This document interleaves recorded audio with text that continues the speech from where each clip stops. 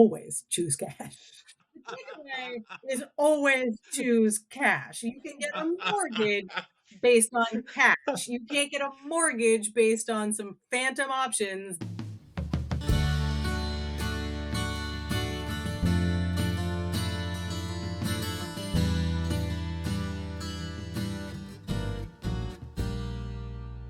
Welcome to Water Cooler Justice. I'm Chris Robertson. I've been practicing employment law for over 20 years, helping clients resolve disputes or navigate challenges at work. And I'm Sarah Goodenough, Chris's legal assistant. It's episode 10 of the pod. Hooray! If you've been enjoying Water Cooler Justice, take a moment to follow us, leave a rating, or send your favorite episode to a friend.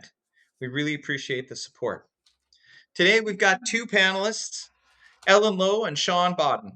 Ellen Lowe is the managing partner at Ellen Lowe & Co. Employment Law. She regularly represents her clients in court and at tribunals and is equally well-versed in mediation advocacy, where she assists clients in navigating alternative dispute resolutions and negotiated settlements. Welcome back to the show, Ellen. Thanks for having me. Sean Bawden is a partner at Kelly Santini. He's an experienced trial lawyer, trusted strategic advisor with respect to matters of employment law and commercial disputes. Before joining Kelly Santini in 2021, Sean was the director of litigation and employment for a publicly listed corporation, where his work was aimed at preventing disputes from occurring and appearing before the courts around the world to advocate on his client's behalf when a dispute needed judicial consideration. Fun fact, Sean and Ellen went to law school together at the University of Ottawa and were called to the bar in the same year. So they do go back. I was just beginning to get into the details, and perhaps we'll explore that a little bit later today. Ellen and Sean, thank you for joining us. We're so glad to have you on the show. Today's episode is all about restricted stock units, or RSUs. We're going to look at two cases with similar compensation schemes, but very different outcomes. First, here's a quick primer on RSUs for our listeners. They're a type of employee compensation that has no value at the outset. RSUs become actual stock shares and gain value when they vest, which only happens after the employee meets certain conditions, usually tied to performance or length of service with the company. And we did get one question in on our email asking for a quick refresher on Bardolph factors, because that comes up a lot in our conversations. And those are age, length of service with the company, the character of employment, and the availability of alternative employment. In Ontario, on the podcast, we previously discussed that there is a Court of Appeal decision that says character of employment is of diminished importance, but that's not always the case, as we've seen in the cases that we've reviewed. All right, Sarah, let's turn it over to you. Great. Thank you, Chris. So let's take a look at our first case, Wigdor versus Facebook Canada. This is a bit of a lengthy summary here, so please bear with me while we go through. So the plaintiff in this case is Daniel Wigdor. He's a tenured professor at the University of Toronto. In 2011, Dr. Wigdor founded Chatham Inc. to provide technology consulting services for financial, legal, and technological firms. He was Chatham Inc.'s sole employee at the time. In August of 2016, Dr. Wigdor starts providing services to one of Meta's subsidiaries under the umbrella of his company, Chatham Inc. Just a reminder that Meta is Facebook Canada's parent company. At this point, Dr. Wigdor is still Chatham Inc.'s sole employee. By 2019, Dr. Wigdor is overseeing a staff team of 20 within Chatham Inc. and 150 members of the Meta Reality Labs team. In 2020, Meta and Dr. Wigdor initiated a share purchase agreement whereby Chatham Inc.'s employees, including Dr. Wigdor, would be terminated by Chatham Inc. and begin employment with Meta. Dr. Wigdor began his employment as the Director of Research Science within Facebook Canada on September 12, 2020. In that capacity, he continues to work on the project he started in his consulting role at Chatham Inc., with management responsibilities for a team of approximately 150 people. Dr. Wigdor's employment agreement permits him to work at 80% of a full-time equivalent position with his university employer, about 32 hours per week, while also fulfilling his job with Meta. His base salary was just over $250,000, with additional benefits including RSUs. On December 4th, 2023, Facebook Canada terminates Dr. Wigdor's employment. In the termination letter, Facebook Canada offers 8 weeks of notice pay, 12.5 weeks of severance base pay on his service with Meta and his prior service at Chatham Inc. Facebook Canada states that it would only pay the supplemental amounts due on termination if Dr. Wigdor signs the release appended to the termination letter. Dr. Wigdor does not sign the release because it includes a term which precludes him from disputing the forfeiture of his unvested RSUs, which were valued in the millions of dollars. Dr. Wigdor's employment spanned two meta RSU agreements that have differently worded provisions. He argues that the terms of Meta's 2021 to 2023 RSU agreements are misleading to employees. He further submits that both RSU agreements require employees to forfeit their RSUs even if Meta terminated their employment as a reprisal or for other reasons prohibited by the ESA. Dr. Wigdor submits that these are unlawful terms and the RSU agreements should be voided. So Dr. Wigdor's employment agreement is governed by two RSU agreements, one from 2020 and one that spans 21 to 23. The 2020 agreement clearly states that if an employee's service ends for any reasons, all unvested RSUs shall be forfeited and no vesting will continue during a notice period. The 2021-23 agreement, there's additional language that allows for continued entitlement to vesting during the statutory notice period if it is expressly required by law, in this case, the ESA. And so this case focuses a lot on the relationship between the ESA and the RSU agreement. And when I have technical questions, the first person I like to talk to about them is often Ellen. And so, Ellen, I thought it would be great if you could start us off with your thoughts on this particular case. And it is an Ontario-specific case, where we all practice. And so I think that that's a great place for us to get a framework of how RSUs are interpreted. The specific question that I've been asked, and I'll answer first, is like, can I take us through what the ESA mandates when it comes to RSUs? And the answer is mostly it doesn't, right? There's nothing that says specifically, here's what the Employment Standards Act says about restricted share units, performance-based units, options, stock, etc. Where we have to get a little bit more creative, I think, in terms of looking a little bit deeper into the ESA, is that we know based on Section 1 and Section 61 of the Employment Standards Act that an employer must maintain an employee's wages, and they also have to maintain benefits during any sort of statutory notice period. And so while RSUs aren't specifically covered, what we end up doing a lot of the time is arguing that either RSUs are wages pursuant to the sort of broad definition pursuant to the Employment Standards Act, or alternatively, can we argue that the RSUs are a benefit, which is something similar to an employer provided insurance benefit, sort of like your health and dental. But again, neither of those specifically speak to any kind of equity compensation. And so the practical reality when it comes to what the ESA mandates in terms of those RSUs is that there is no statutory requirement. And that's, I think, why we're at it with also this sort of massive amount of case law and this ongoing argument about employers can or cannot lawfully stop any sort of vesting. When does that vesting end? What do we mean by active employment? And whether or not the forfeiture language contained within those contracts are clear and unambiguous. Yeah, I think that's exactly it. The act is unfortunately not clear or fortunately, even silent. Or fortunately, because it lets us make these arguments. Well, yeah, I've had some, ambiguity. Tie goes to the employee, which is the majority of my practice, and so that's interesting. Sean, you have. I'm going to turn it back over to Sarah here quickly. Great. So, with that in mind, should Dr. Wigdor be entitled to the value of the forfeited RSUs and other benefits that would have vested during the notice period? Sean, I'll let you take first crack. So I appreciate the question as to whether or not he should have got it, but I want to go back to sort of what Ellen was talking about, because what I like about Wigdor is that it's the first decision I know of where the court says, hey, benefits does have a defined meaning, at least in Section 60 and 61. And it's not everything under the sun. It, 61 doesn't say you got to give them all benefits. 61 that talks about pay in lieu of notice says you must continue to make whatever benefit plan contributions would be required in order to maintain those benefits. That language has been forgotten so many times in the case law. That gets washed over constantly. I think the one that I watched, actually, I had an appeal the same day, but Cormier and St. Joseph's Communication, 2019 Court of Appeal decision, talks about everything's a benefit. If it's a perquisite, it's a, quote, benefit for the point of the ESA. And Matthews and Oceans takes the same approach, right? If it's not monetary compensation and you get it at work, it's, soft quotes, a benefit.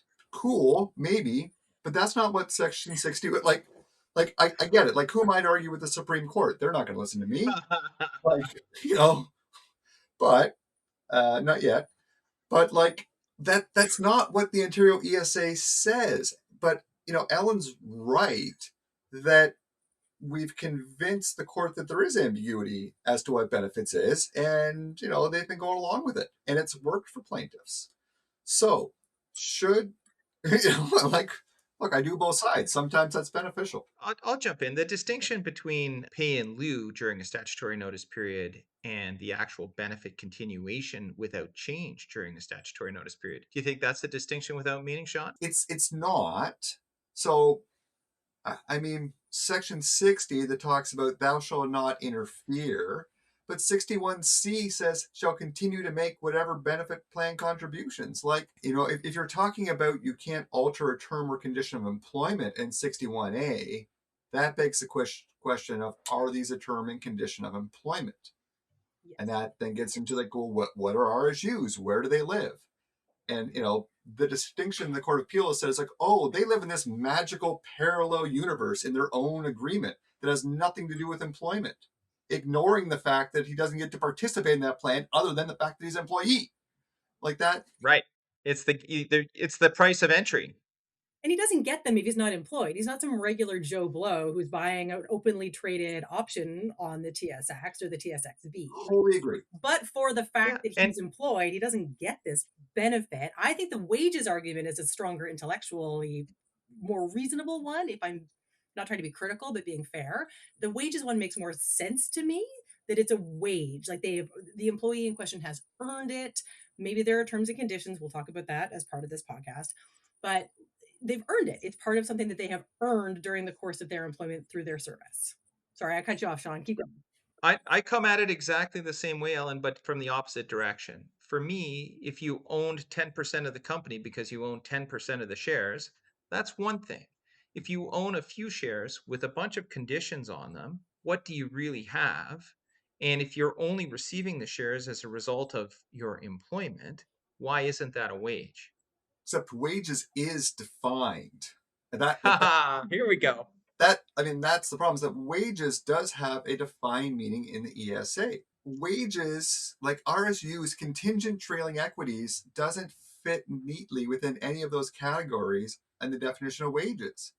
It's not monetary remuneration payable. It's not any payment required to be made, and it's not an allowance for room or board. Like it's none of those things. So you can't call it wages under the ESA if you're going to take a strict ESA approach. So it's got to be something else that's going to fit in 60 or 61.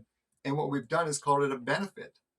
But that's why I like the Wigdor decision, is that it's academically honest in the shortcomings of the shortcomings of the ESA. Well, there's tens of thousands of Facebook employees who beg to differ, but because that's one of the things what's one of the concerns I had about the Facebook decision, right? Is that it looks at Mr. Wigdor's very specific circumstances a lot, and to me, it looks at some things, for example, like the purchase price of Chatham Inc. as part of the factual matrix. And I have to tell you, from a strict interpretation or from an academically honest perspective, it's not relevant. He's an employee. He participates in a plan. The terms of the plan are X. Whether he sold Chatham Inc. for millions of dollars prior is completely irrelevant. And so, I do have some problems or some concerns because it's expressly raised as part of the factual matrix by the judge in their decision. If the judge had said something like Mr. Wigdor sold the company and entered into employment as part of the transaction and clearly had the benefit of sophisticated counsel and knew what he was signing, that might be more interesting to me. But, you got lots of money when you sold the company. That's not really relevant to an analysis of the RSU provisions. That concerns me a little bit. And as I say, this decision does apply to an awful lot of employees, many of whom the RSU component of their compensation is going to be significantly more integral to their compensation package than it may have been for Mr. Wigdor, factoring in the purchase price of the company. I got some concerns on that point. The other thing that I thought was really interesting about this case is that a lot of the cases that are mentioned in the analysis on the actual RSUs predate Matthews. And Matthews is a Supreme Court of Canada decision. And last I checked, the Supreme Court of Canada trumps the Ontario Court of Appeal. And I'm wondering, it seems unlikely that the parties wouldn't have argued Matthews, but I didn't see any reference to it in the decision. And so I'm sort of curious. I don't have the information, but I'm curious about the appeal because I'd like to know how the judge dealt with that particular aspect, if it was argued. And if it wasn't argued, why wasn't it? I have to imagine Matthews was argued. Like, I think so too. Like, a very sophisticated firm was representing Mr. Wigdor, and it doesn't strike me as the type of doesn't strike me as the type of place that would miss that. Can I go back just for a second and then use it as a jumping off point for where I think some other things I think we should chat about? Okay, so here's where I've always sort of stumbled on the part of the wages argument, Sean, back to kind of your point. Because if we look at A, and this is maybe where we jump off into other things and maybe back to Wigdor, but if we look at the definition of wages under the ESA, right, it's Section A, monetary remuneration payable by an employer to an employee under the terms of an employment agreement. So now, I think that's where I get my hooks into it's got to be a wage. But then it begs the question of it has to be, to your point, it has to be in the employment contract, right? It can't be a separate agreement, which is where we end up with this sort of, I think, where all these different lines of cases, like, is it in the employment agreement? Is it a separate agreement? Then let's look at the definitions contained within those specific contracts. Do you think that makes a difference in terms of your analysis for either of you? Yeah, well, so I think each plan is significantly different, right? In some plans, you get the shares and you pay income tax on the shares, or the company pays the income tax on the shares the day that they're granted, not the day that they vest, right? And you actually don't receive any compensation because the ownership of the shares is conditional until they're sold. And so the only thing that you ever really get is money in your payroll account. There's another type of unit, a PSU, or a phantom share unit, which is based on a notional share, but it's only a cash payment. And so at the end of the day, why wouldn't that fall in the category of wages? And then the last thing that I am more concerned about is that increasingly, if there was a type of compensation which you could make conditional and then withhold on termination, as an employer, why wouldn't you endlessly diminish the salary component or the STIP component of your compensation package and raise the amount or the percentage of compensation paid by way of these units, which you can then, claw back, on the eve of vesting, particularly in cliff vesting scenarios, so that there's a vesting in thirds or fifths in some instances for the grants, just for listeners. And then sometimes it takes the entire period, 3 years, 5 years, and then the entire grant vests. In cliff vesting, getting terminated the day before you get paid seems a touch unfair to me. Like, for me, there's a real issue, and especially if the value of the shares has gone up more than either of the parties would have contemplated, right? So you get a bunch of units, they're worth $10, and by the time you get to the vesting period 5 years later, they're worth $1,000. The employer has a view on that, the employee has a view on that, and I can tell you they diverge. So I went a different route. I went and tried to find a case where the Employment Standards Branch had treated shares as wages. And I was able to find one case from 1999. Okay.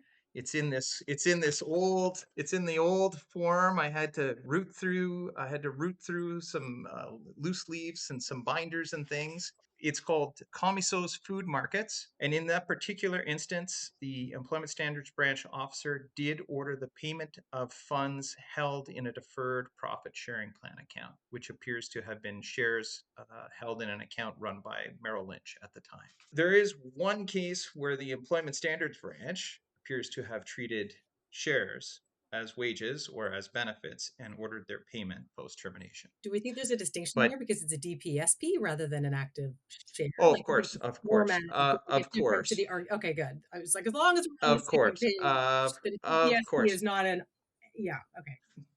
But if we're saying they're not wages because they're shares and they're conditional, right? I was like, well, let's see if we've ever had an order, and I have to say I didn't find a whole lot. Yeah.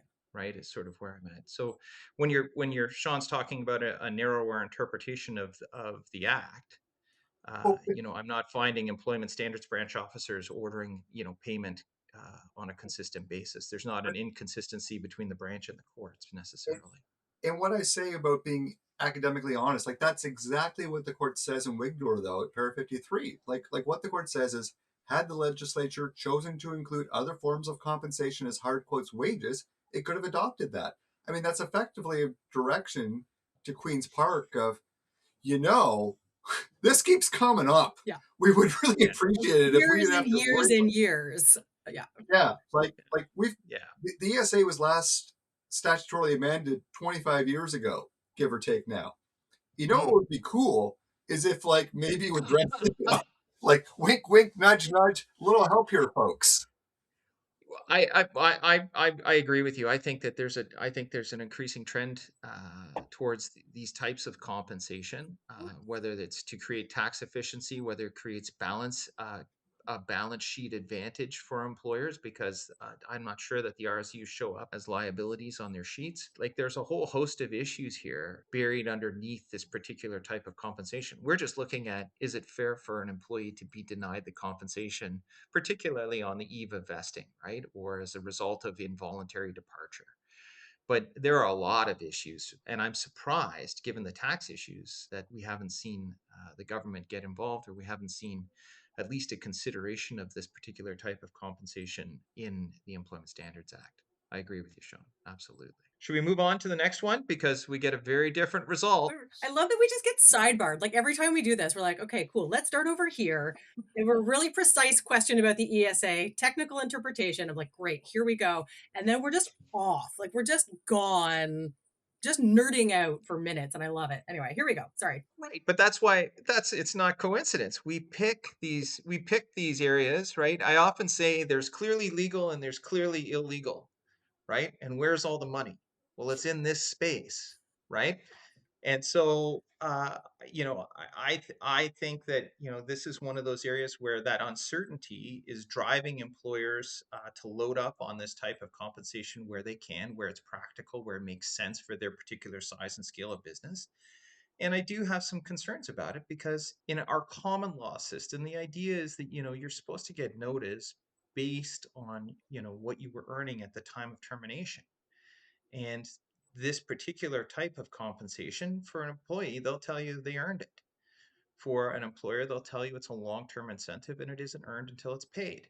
And it's that dispute, I think, that underlies all the rest. Yeah. And it's unfortunate because, I actually recently saw, well, let's move on to the next one and then I'll tell you about, so I have some other thoughts about how to bridge the gap. So I'll jump in and just summarize for our listeners the results of that case. So ultimately, the court found that the termination provision in Dr. Wigdor's employment agreement were unenforceable because they violated the ESA, and he was awarded 10 months of notice pay. However, on the issue of whether Dr. Wigdor was entitled to RSUs that vested during the non-working notice period, the court deems that the RSU agreements are valid and enforceable, and that Dr. Wigdor was not entitled to any RSUs that vested after his final day of work on December 8, 2023. So unless anyone has anything else to add, I can jump over to our second case, which is Liggett versus Veeva Software Systems. So the plaintiff in this case is Kevin Liggett. He worked for Veeva Software Systems for 4.5 years. At the time of his termination, Mr. Liggett was senior product manager, earning a salary of $150,000, which was complemented by significant RSUs, stock options, and group benefits. Veeva terminated Mr. Liggett on March 5th, 2021. He was offered 8 weeks of notice, which he did not accept. Mr. Liggett's employment contract provided for a notice period of 2 weeks plus 2 weeks per year of employment, which amounted to 12 weeks. It is not clear why Veeva offered him less than his contractual entitlements. On March 24, 2021, Veeva stops paying Mr. Liggett after he fails to accept the offer.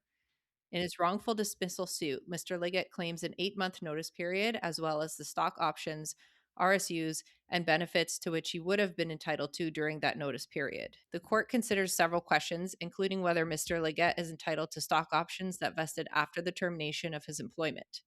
The court's decision mentions that Mr. Liggett's employment contract was particularly convoluted and reiterates that it is incumbent on employers to draw employees' attention to terms that negatively impact. I don't know that it is.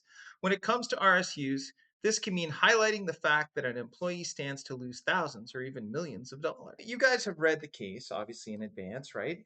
For me, this is a starkly different analysis. It starts from a very different perspective, although it does ultimately turn its mind to the Employment Standards Act. I'm wondering, maybe Sean, do you want to start us off on this one? You want to talk a little bit about the difference between how we got to the result in Wigdor and how we get to the result in Liggett? So I think the primary difference is sort of the analytical framework that the court applies to both. And in Liggett, they take the common law approach. They start with Matthews and they say, look, a benefit is a benefit. And you got to do the two-step for Matthews of would it have vested during the notice period? If yes, then is there an exclusion clause that says that no, you don't get it? And frankly, those words should have been said in Wigdor. The court may do it in Wigdor, but it would have been helpful to say it. Right. Just to say it out loud that I'm doing it. They certainly don't, consciously say I'm going to do the two steps. Maybe you can infer that happened, but gosh, it would have been helpful if that appeared in the Wigdor decision. Right. So, Liggett, we get a much different approach, and you start from Matthews. And I think, frankly, you start from the presumption that it's in. In absent exclusionary language, it's going to be in. Right. And you got to start from, and that's the rebuttable presumption, I think, from Matthews and other benefits cases, is that you presume that if it would have vested or if it would have come due to you during the notice period, it's yours. That's the common law presumption. And the court here, as in Matthews and others, doesn't really get hung up on the ESA interpretation of what it is. Is it wages? Is it benefits? We don't get into that. It is a term and condition of employment that would have come due to you. That's really all that matters. And, that is certainly the common law approach, to not get hung up on ESA definitions and try and characterize what RSUs are. That whole debate or discussion that we just had as to what do we call this is absent from this decision because, frankly, the court doesn't need it. It basically looks and goes, look, you work there. This is something you got because you worked there. To Ellen's point, you're not some schmuck off the street who just bought, publicly traded units. Yeah. This is a component of your employment, and I'm going to treat it as such. And that, that's a much easier way to approach the entire question than trying to characterize what an RSU is in ESA. As I read the court's decision in this case, it says, I don't need to do that, because that's not wholly necessary common law. And I think that's what's going to drive employers nuts. Same as common law reasonable notice, right? We have these parallel regimes. You got the ESA regime, and then you got, which people can look at and say that must be the law. But we all know that it's really not for most people. It's a small subset.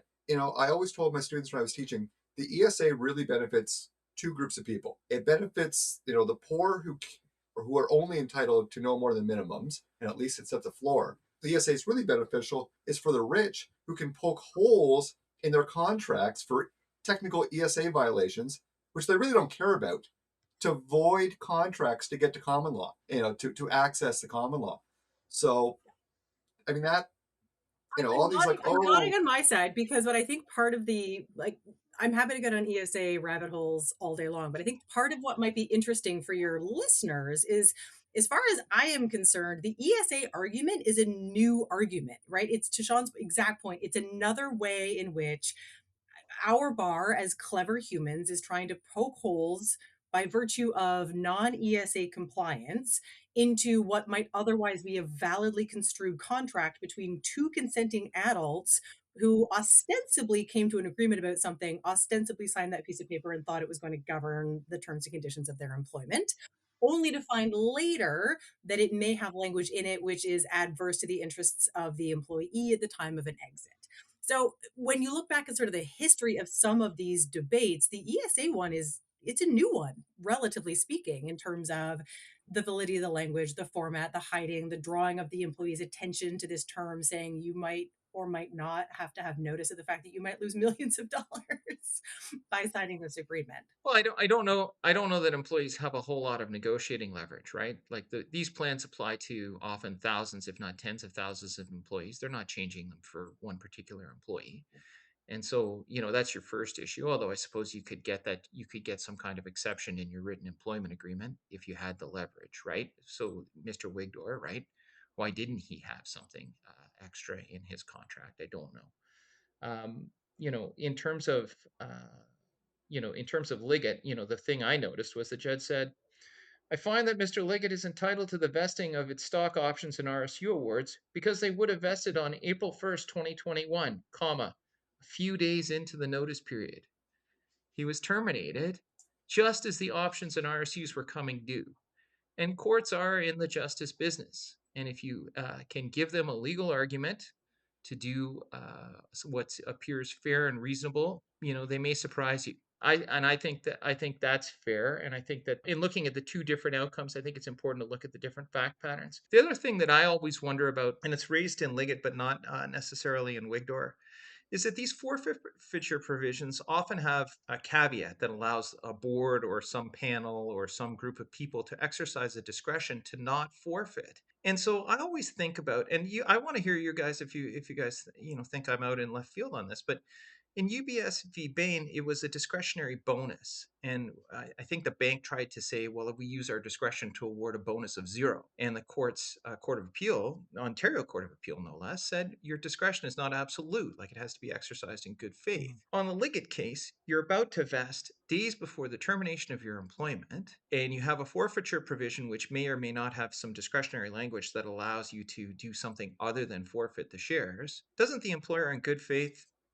need to do something like award some of the shares or make an exception for Mr. Liggett? Like, isn't that what the courts are really saying? I don't know.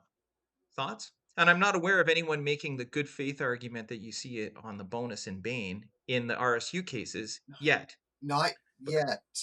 But I think it's coming. Guys, Well, but like behind the scenes, right? We all know this is happening. Like you don't have total discretion, so it's a demand letter and it's a response sort of thing. Like it's not in court because it's so patently obvious that you can't use your discretion to null it to 0.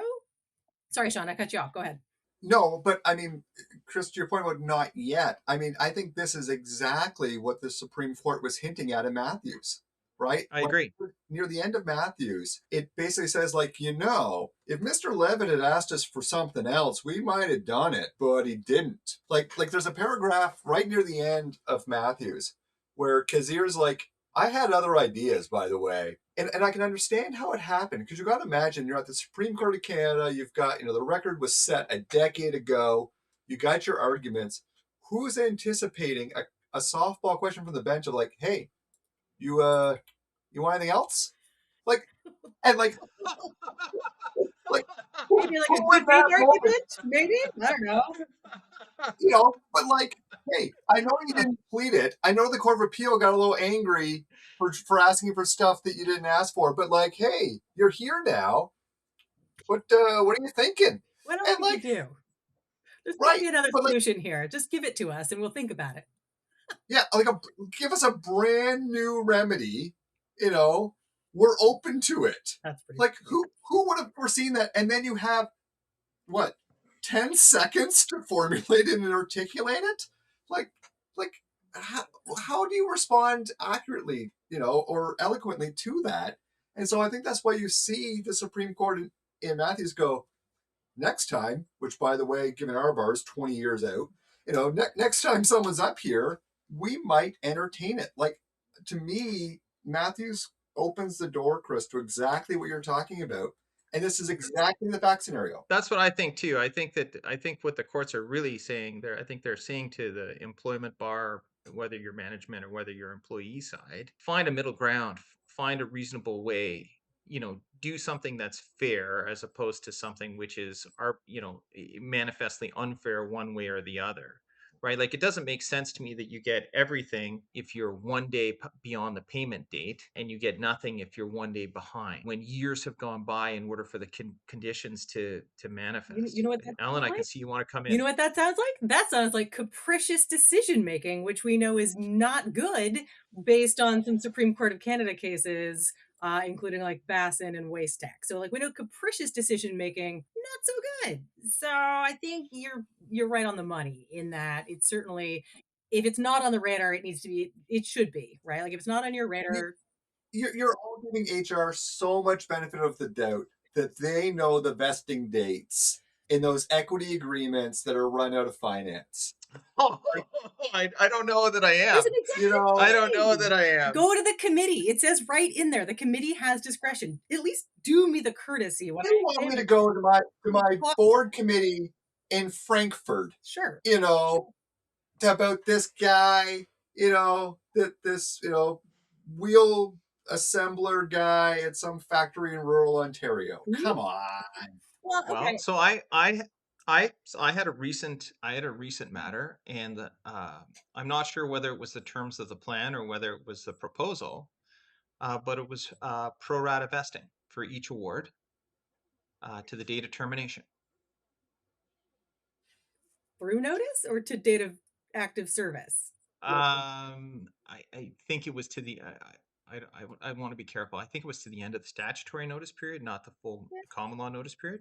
But I was kind of that's like, a compromise. you get 2 years on this one, you get 1 year on that one, you get, it's 30 days on this one. Like, to me, like that felt like somebody at least was, to your point, am I going to go to the board? To me, I'm not asking you to go to the board every time, but maybe for Ontario, you should have something, given the common law nature of our jurisdiction and the law that as it exists.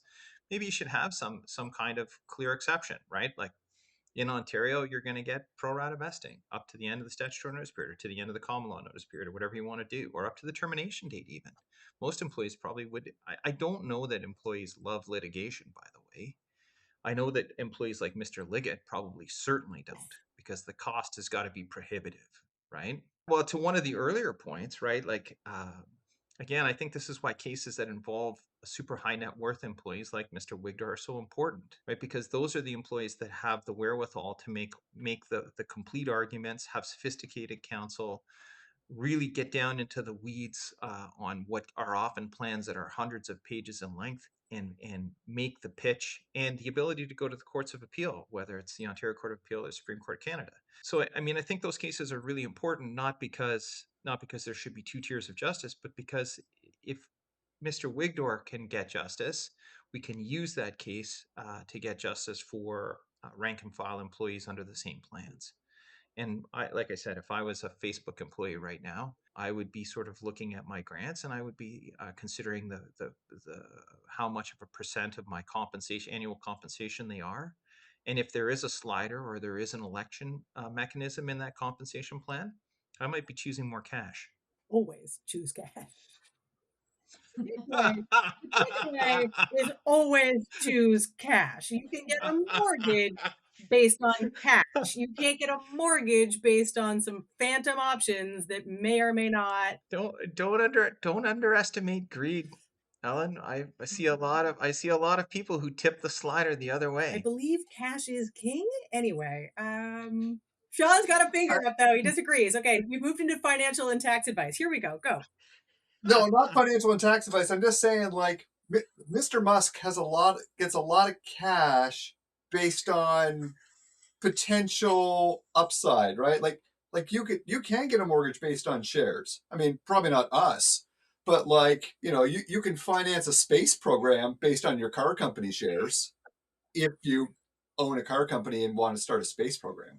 Like, For example. and yeah, for example, For example. for all your listeners who own a car company or are thinking of starting a space program. But the reality is, at that point, if those shares don't pay, he doesn't have a problem. The bank's got a problem, right? Yeah, So fair enough. But again, like I said earlier, like one of the concerns I do have is that if we have an increasing emphasis on this particular type of compensation, I don't know that that's great. economically, if all that needs to happen is an involuntary termination to relieve the company of the liability for the payment. That's like that. I can see how that would lend itself to abuse, particularly in our current times, right? Where we have work repatriating one way or the other, and you have disputes about trade. So, it's just food for thought. Is there anyone else got any last thoughts? It's nice to have all these like clever and interesting arguments, but I take your point that at the end of the day, not that many people, when I tell them I have a cool and creative argument about why you ought to get these, are going to say like, go ahead and file the claim and let's see what happens. Like I do, yeah, Yeah, and if I lose, I'm cool with the cost consequences. because I don't have the options, and I don't also, and now I also have to pay your fees. Like those are unusual clients. And, yeah, And Facebook's fees, Right. right? right, and Yeah. Facebook's cost. Yeah. yeah, and they're not using cheap counsel, right? So like that's another reason why I think courts should be careful and should be open to the idea that these RSUs are more akin to wages than not, Once or again, benefits than not, depending on how you want to frame this particular picture. no one's looking out for the interests of the large multinational corporation. Like no one has sympathy for the poor publicly traded multinationals. And frankly, Who will look out for get off them, the court foot. Sean? Who will look out for them? If not for us, who's going to do it? If not for highly paid, well-educated lawyers, who? But I do think earlier in our discussion on Facebook, we presented some balanced analysis about why that position has some merit. It's not meritless, and so I think maybe another thing I'll say to listeners is if you're an employee and you're thinking about taking on a wrongful dismissal matter and the dispute is an RSU fight, careful. Yeah.